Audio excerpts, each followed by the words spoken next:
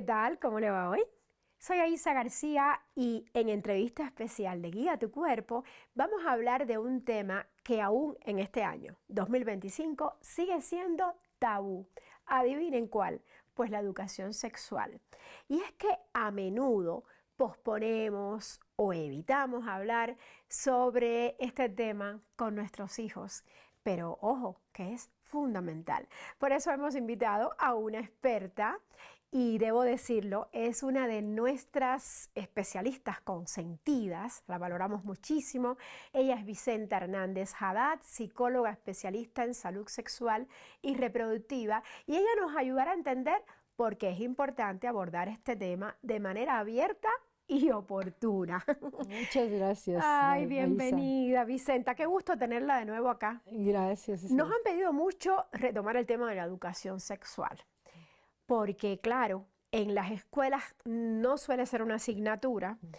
y como que se van dando escenarios y situaciones y las personas quieren saber más. Claro. Entonces, ¿por qué es importante que a nuestros hijos le enseñemos educación sexual y a partir de qué edad? Yo estoy convencida que la educación sexual, que también le llamamos educación integral en sexualidad, y que digo, más allá de qué nombre le marquemos, es como importante saber que hay que dar esa información.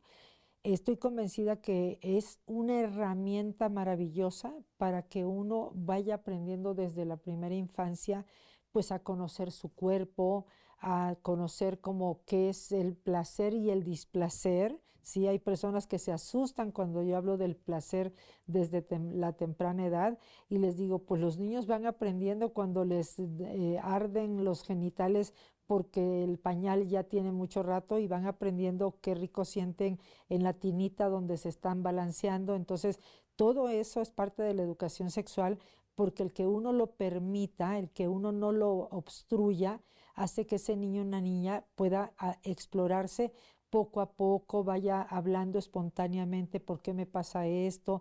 ¿Por qué mamá tiene panza? Estoy esperando un bebé, ¿por qué mi papá tiene algo diferente a ti? O papá, ¿por qué tú tienes esto y mi mamá no lo tiene? Toda esta información desde lo físico, porque lo primero que los niños y niñas cuestionan es lo físico porque es lo que ven. Claro, Después van a definitivamente. cuestionar como por qué cuando veo besos en la tele siento tal experiencia, ¿no? Entonces, la educación permite que uno, en base a lo que va sintiendo, vaya uno cuestionando y nos vayan dando la información que pueda ir clarificando todas esas inquietudes. Vicenta, ¿cuál es el objetivo de enseñarles a los niños desde temprana edad? ¿Cuál es el objetivo? ¿Evitar el bullying, los abusos, Sí. evitar que salga embarazada? Sí. ¿Cuál es el objetivo? Bueno, lo primero que diría yo es que los niños y las niñas sepan que tienen derecho a esa información, que la educación sexual es un derecho humano, es un derecho constitucional y que tienen todo el derecho a preguntar y a sentir también, ¿no? Y que en base a toda esa información los niños y las niñas van sabiendo qué es lo que les gusta, lo que no les gusta y qué situaciones los están poniendo en riesgo. Sabemos desde hace mucho tiempo que los niños y las niñas viven experiencias que lo mismo pueden ser encantadoras como comer en lunch a gusto con sus compañeros, compañeras en la escuela, que lo mismo pueden suceder cosas que no necesariamente suceden en el patio, a veces suceden en los baños. No sé, pongo el ejemplo en preescolar, es muy típico que se asome el niño a ver cómo hace pipí la niña o la niña cómo hace pipí el niño, y esto hay que entender que es parte de la inquietud, curiosidad que ellos tienen, que no hay que satanizar estas experiencias, que hay que entender que son menores que están queriendo conocer y hay que darles información. Entonces, evitar que uno los satanice por cosas que no tienen que ver con algo que sea inadecuado.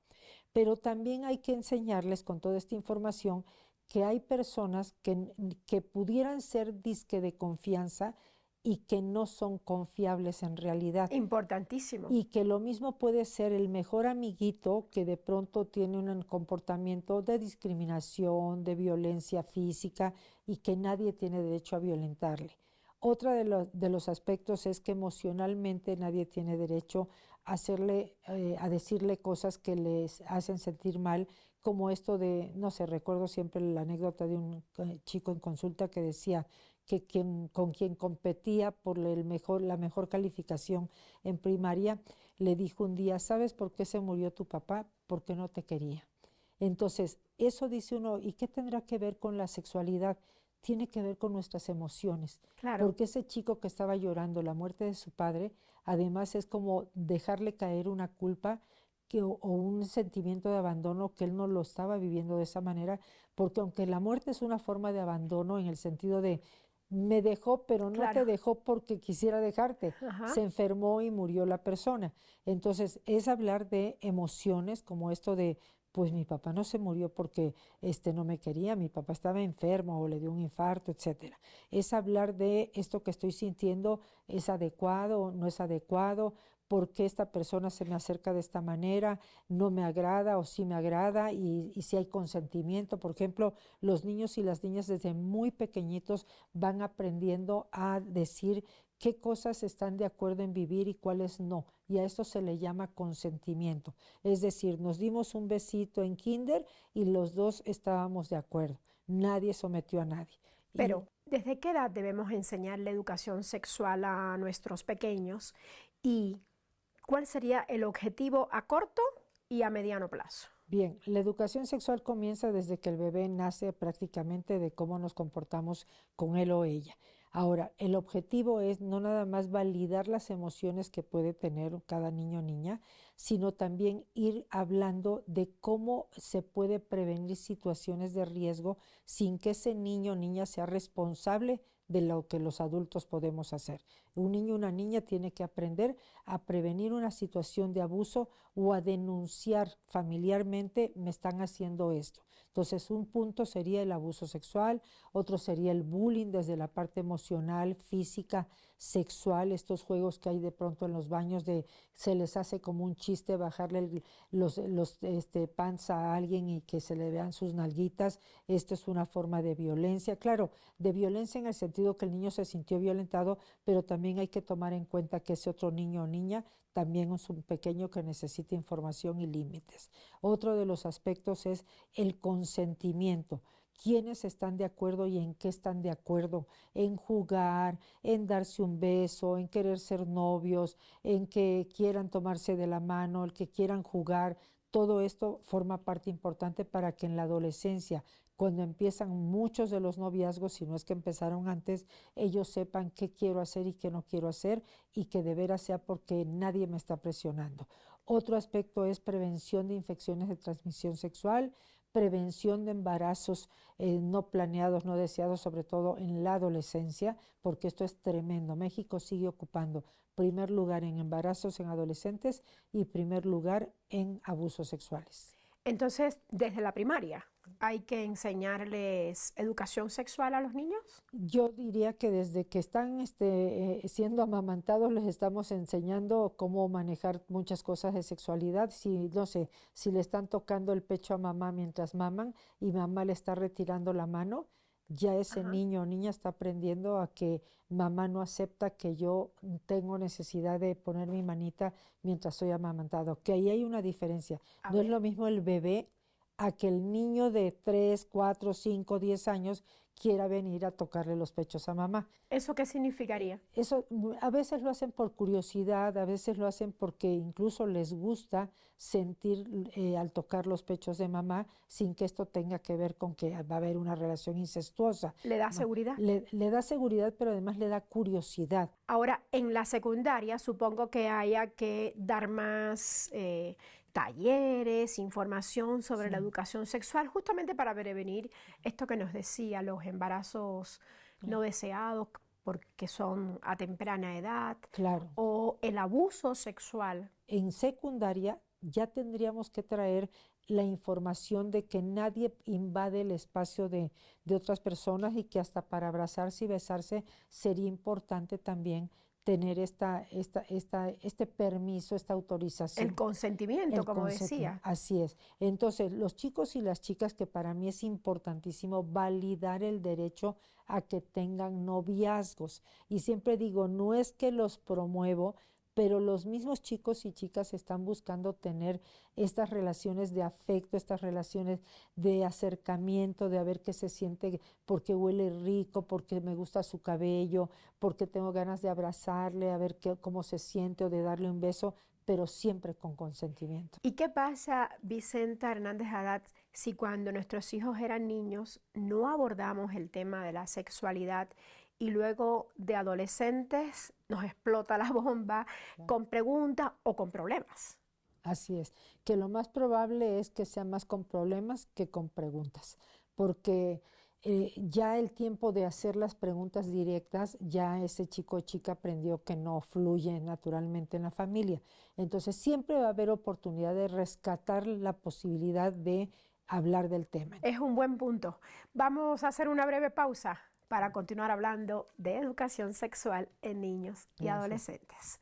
Así que atentos, en breve volvemos con nuestra experta que es Vicenta Hernández Haddad. Ya regresamos.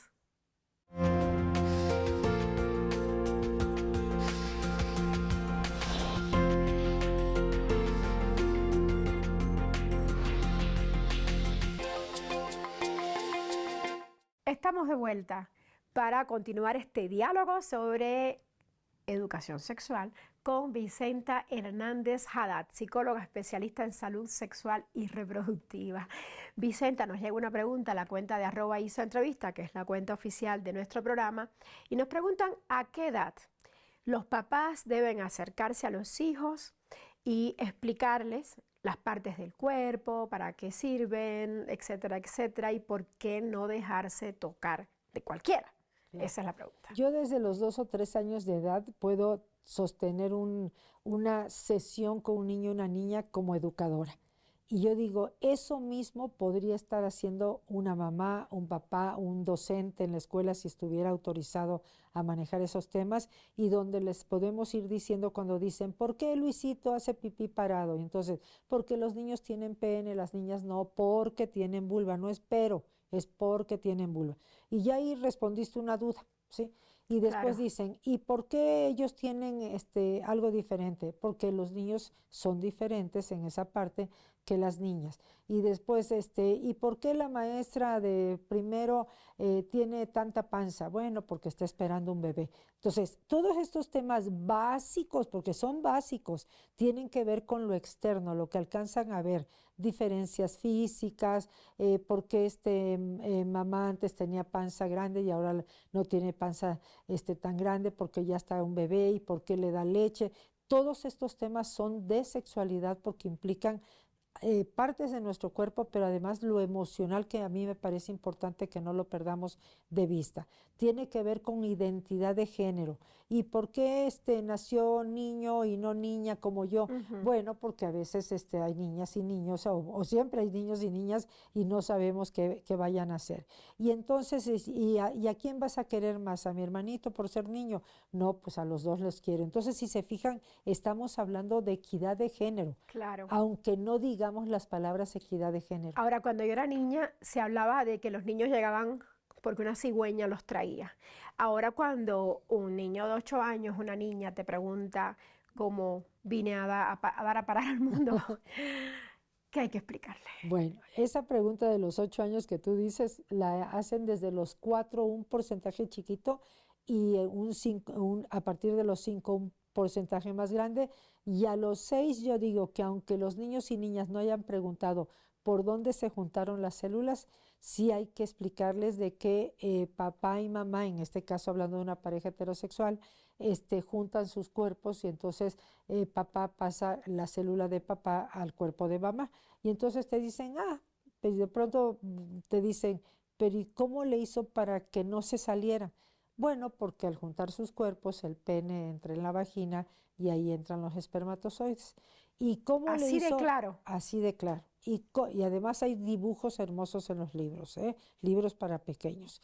Y entonces, pero ¿cómo le hizo para que llegara hasta adentro, hasta la panza?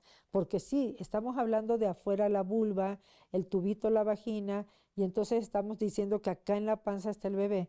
Entonces pues si estaba acá, cómo le hizo para que entrara hasta acá. Y entonces vean cómo hasta soy explícita con las manos, porque los niños y las niñas eso necesitan.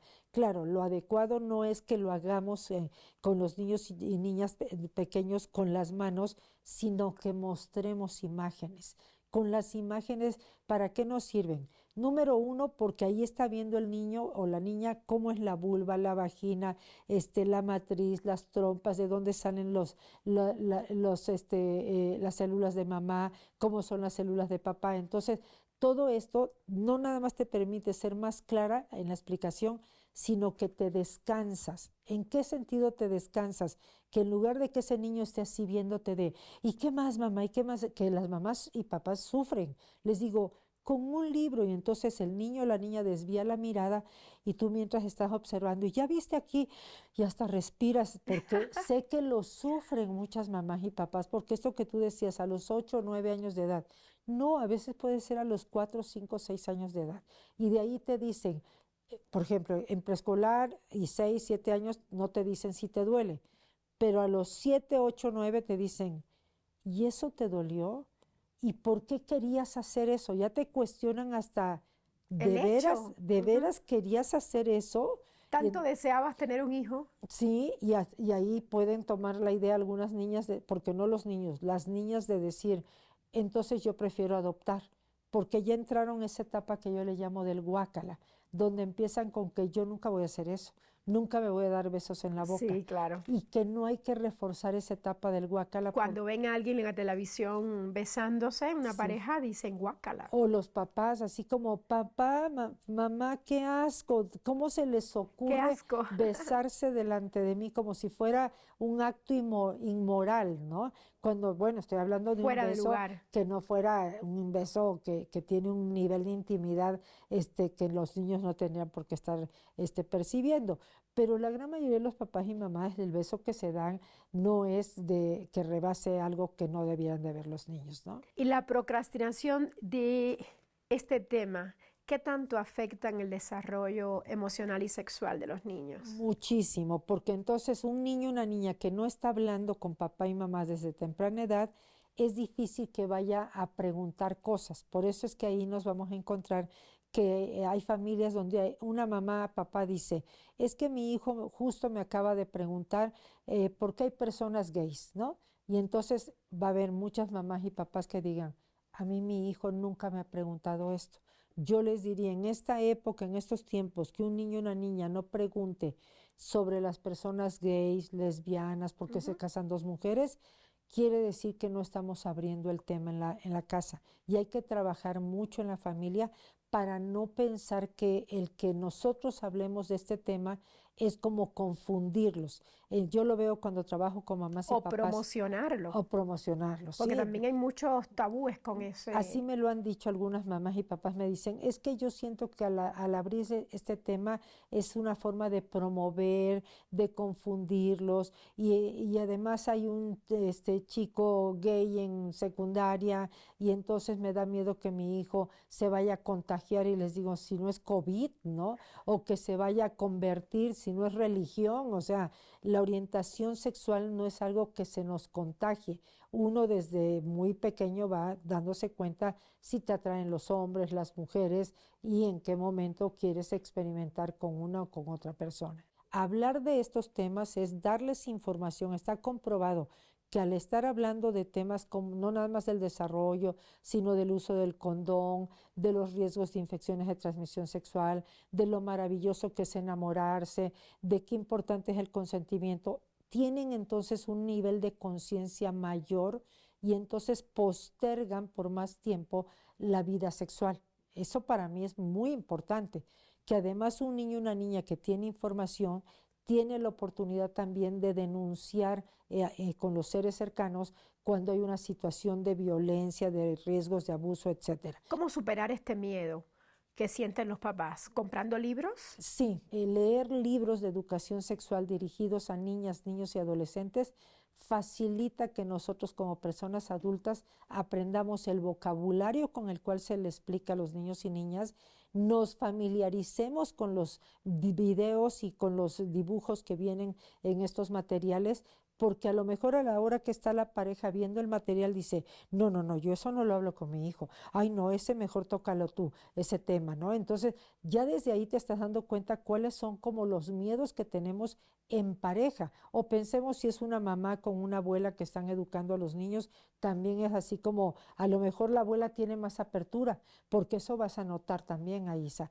que ¿Cierto? hay abuelas y abuelos que pueden tener más apertura que una mamá que ahorita tiene 40 años de edad. ¿Por qué? Porque les está tocando vivir una corriente que no es que sea tanta gente la que lo está apoyando, pero que están haciendo mucho ruido en esto de no hay que hablar de sexualidad, por eso es que hay tantos problemas en la sociedad actualmente, es que hay que regresar a esta parte más conservadora. Y yo digo, conservadores podemos ser muchos en muchos sentidos. Lo que hay que ver es qué tan congruente es con los propios valores, porque de lo que se trata es de evitar la doble moral. Eso está muy bien expresado, pero a falta de comunicación, Claro.